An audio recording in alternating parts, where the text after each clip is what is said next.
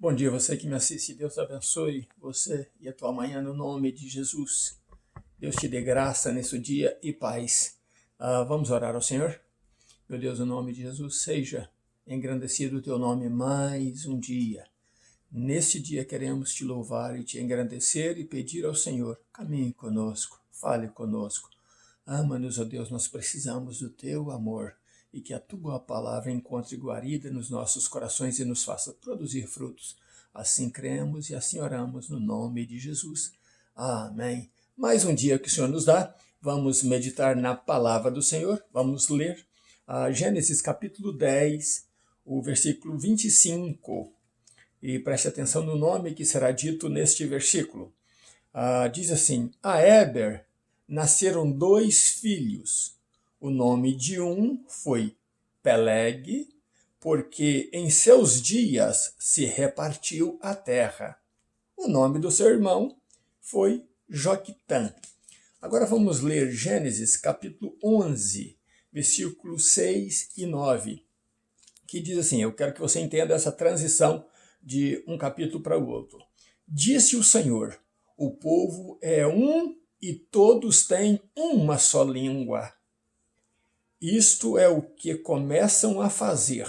Agora não haverá restrição para tudo que eles intentarem fazer. O versículo 9 diz, por isso se chamou o seu nome Babel, porque ali confundiu o Senhor a linguagem de toda a terra, e dali os espalhou o Senhor sobre a face de toda a terra. Vemos aí então 2 relatos do nascimento de Peleg, né? Este Peleg era da linhagem de Sem, né? Hoje os hebreus, hoje os israelitas, os judeus, e ele entra na linhagem de Jesus, né? Na genealogia de Jesus, em Lucas capítulo 3, versículo 35 ao 37, fala deste mesmo Peleg. E a Bíblia diz que o seu nome significa divisão. Falamos ontem, né? Qual é a razão desta guerra aí, né? Qual a origem desta guerra? Falamos ontem sobre isso e o povo precisa entender uma coisa. E está no título da nossa mensagem de hoje.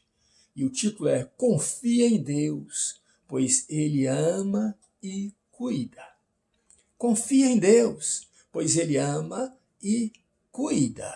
Deus é assim, Deus ele leva às vezes para nós muitos anos para cumprir a sua palavra, mas ele cumpre. Lá antes do dilúvio, Deus disse assim, um juramento a si mesmo, o homem não pode ficar mais vivendo com o meu espírito nele, lidando com o meu espírito nele, porque o homem é mau desde a sua mocidade. Então não vou deixar mais o homem viver muitos anos como ele tem vivido, 900 e tantos anos, 800 e tantos anos, e Deus decidiu ali diminuir os dias do homem na terra, e disse, os seus dias serão 120 anos. Né? Foi ali que Deus estabeleceu. Mas Deus, com sua longanimidade, com sua bondade, ele leva anos e mais anos a cumprir esta promessa. Né? Você vê que passou-se aí de Noé, que viveu 950 anos, e veio outras pessoas vivendo 600 e anos e anos e anos, né? Como Sem viveu 600 anos, e aí você vê 450, até chegar a José. Abraão viveu 175, né? A Isaac viveu 180, Jacó 147, aí chegou em José, que viveu 110 anos. Então Deus levou anos para cumprir esta promessa, pela misericórdia dele, pelo cuidado dele. E nós devemos confiar que Deus está observando tudo. Não é porque ele é longânimo, não é porque ele é bondoso que ele vai esquecer das suas promessas. Mas o que acontece? Deus então, né, voltamos lá para Gênesis, muito antes de José, muito antes de Abraão. Daqui a pouco começamos a falar de Abraão, né, amanhã talvez. Mas vemos aí que a humanidade, né, ontem eu disse que eles resolveram acreditar que talvez Deus estivesse mentindo. e que eles não iam aceitar que o nome célebre do homem pudesse cair por terra. Ele não vai mais nos destruir. Então vamos construir uma cidade poderosa. Se reuniram, eles tinham um só idioma, né? Uma só língua. Vamos criar um centro para nós, vamos criar um governo para nós e nada vai nos abater. O nosso nome será grande. Nesta cidade poderosa que vamos construir, né? Nós vamos fazer o seguinte, aí procurar a região de Sinear, que é a mesma região de Babilônia, e vamos construir a Torre de Babel, que significa Babilônia. Vamos construir uma torre que chegue até os céus, que toque os céus. E nosso nome será célebre. Ah, meus amados, e Deus então observa a atitude dos homens. O que esses homens estão fazendo? Que reunião é esta? Que união é esta?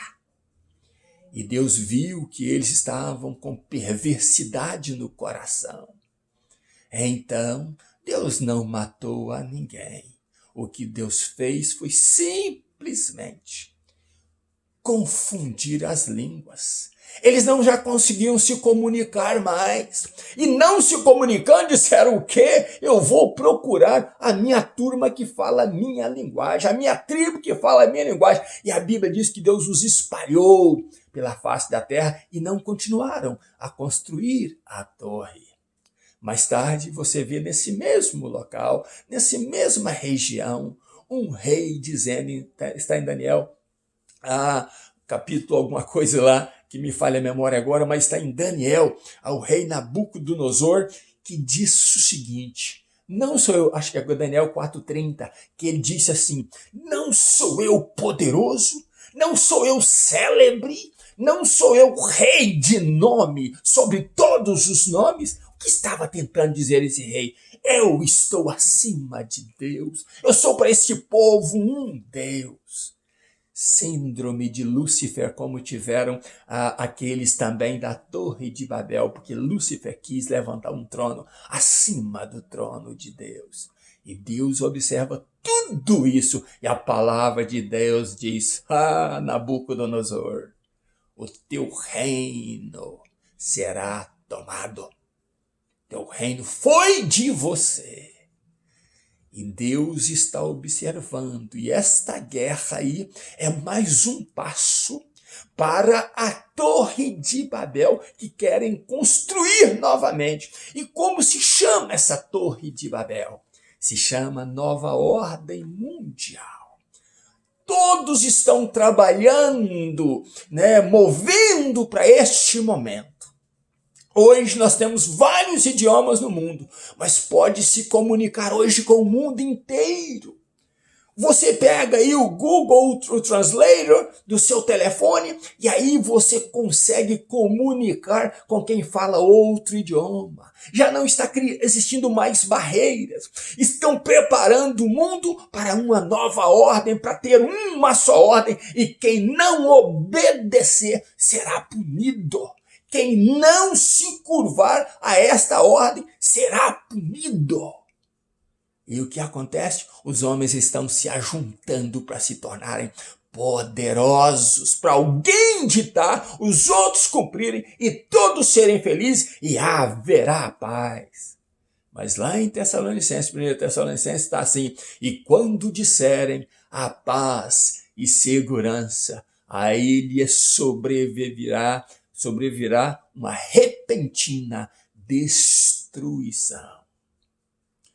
Peleg continuou temendo a Deus. Por isso ele aparece na genealogia de Cristo. Lá em Lucas capítulo 3, versículo 35 ao 37. Você precisa continuar temendo e confiando em Deus. Porque essa guerra, depois dela, o tratado de paz será muito maior. Já estão caminhando para isso, querendo isso. Vamos ter essa paz. E nós tendo essa paz, ninguém pode segurar o homem. Se o homem estiver organizado, se o homem estiver trabalhando mutuamente, um para o outro, protegendo um ao outro, nós teremos segurança. E ninguém poderá conosco. A terra será o paraíso. Nós teremos aí tudo sob controle. E Deus está observando. Mas eu volto ao título. Para você, confie em Deus. pois ele ama e cuida. Deus está observando todos os passos do homem. Deus está observando todos os teus passos. Promessas de Deus que naquela época levaram anos para se cumprir. Hoje já não temos tanto tempo para elas se cumprirem mais, porque estamos no fim. O ano judaico, no calendário judaico, está se aproximando para o ano de 6.000, aproximando para o dia 6 do trabalho de Deus com esta terra.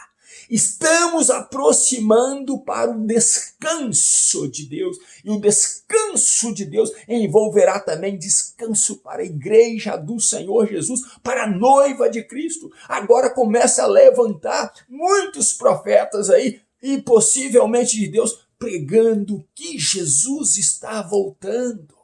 Jesus está às portas. Esta guerra é mais um sinal de que Jesus está voltando. É sinal que Israel vai tentar ter paz com as nações.